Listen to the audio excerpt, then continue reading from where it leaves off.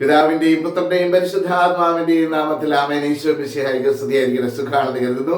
ദൈവം നിങ്ങളെ സമർത്ഥമായിട്ട് അനുഗ്രഹിക്കട്ടെ. ഇന്ന് ജൂലൈ മാസം 3-ാം തീയതിയാണ്.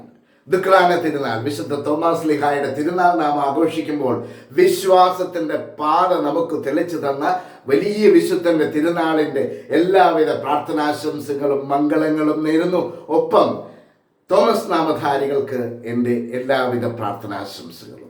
പ്രിയപ്പെട്ട സഹോദരങ്ങളെ, ഇന്ന് നാം പഠിക്കുന്നത് വിശുദ്ധ പൗലോസ്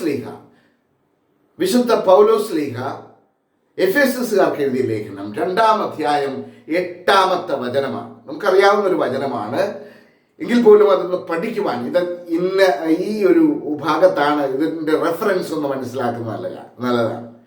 വിശുദ്ധ പൗലോസ് ലീഹ എഫെസസുകാർക്ക് എഴുതിയ ലേഖനം 2-ാം അധ്യായം 8-ാമത്തെ വചനം. അതിങ്ങനെയാണ് പറയുന്നത്. The letter of Saint Paul to the Ephesians, chapter 2, verse 8. വിശ്വാസം വഴി കൃപയാലാണ് നിങ്ങൾ രക്ഷിക്കപ്പെട്ടത്. വിശ്വാസം വഴി കൃപയാലാണ് നിങ്ങൾ രക്ഷിക്കപ്പെട്ടത്. അത് നിങ്ങൾ നേടിയെടുത്തതല്ല, ദൈവത്തിൻ്റെ ദാനമാണ്.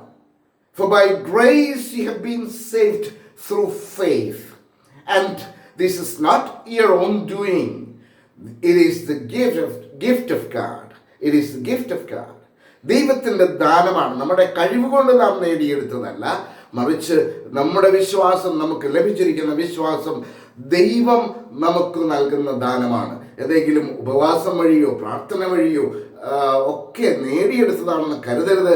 ദൈവം നമുക്ക് ദാനം, അതൊക്കെ നാം ചെയ്യുമ്പോൾ ദൈവം നമുക്ക് ദാനമായി നൽകുന്നതാണ്. അതുകൊണ്ട് എന്ന് വെച്ച് പ്രാർത്ഥന മാറ്റിവെക്കുവാനല്ല, നാം പ്രാർത്ഥിക്കണം. കൂടുതൽ ദൈവത്തിലേക്ക് അടുക്കുമ്പോൾ നമ്മുടെ വിശ്വാസം വർദ്ധിക്കും. ദൈവം ദാനമായി ഈ വിശ്വാസം നമ്മിലേക്ക് ചൊരിയും. അതുകൊണ്ട് നമ്മുടെ വിശ്വാസം, ശിഷ്യന്മാർ പ്രാർത്ഥിച്ചതുപോലെ, കർത്താവേ ഞങ്ങളുടെ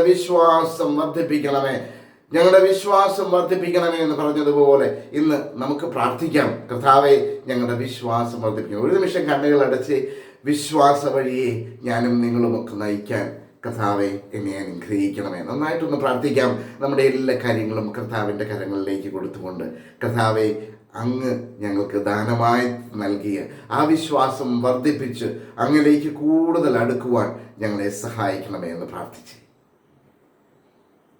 കർത്താവിൻ്റെ സ്നേഹം ഈ പ്രഭാതത്തിൽ നമ്മുടെ എല്ലാ സങ്കടങ്ങളും, നമ്മുടെ എല്ലാ പ്രാർത്ഥനകളും യാചനകളും, കർത്താവെ എൻ്റെ ഒരു പ്രത്യേകമായ വിഷയം ഇതാ ഞാൻ സമർപ്പിക്കുന്നു എന്ന് ഈശോയോട് പറ. കർത്താവെ നീ എൻ്റെ മേൽ കടന്നു വരണമേ, നിൻ്റെ പരിശുദ്ധാത്മാവിനെ എനിക്ക് നൽകണമേ എന്ന് പ്രാർത്ഥിച്ച് ദൈവത്തിൻ്റെ ദാനമായ പരിശുദ്ധാത്മാവിൻ്റെ വലിയ കൃപ നമ്മോടൊപ്പം ഉണ്ടാകട്ടെ. പരിശുദ്ധ പരമ ദിവ്യകാരുണ്യത്തിന് എന്നേരവും ആരാധനയും സ്തുതിയും പുകഴ്ചയും ഉണ്ടായിരിക്കട്ടെ. നമുക്ക് പ്രാർത്ഥിക്കാം. കർത്താവിൻ്റെ കൃപ ഒഴുകിയിറങ്ങട്ടെ.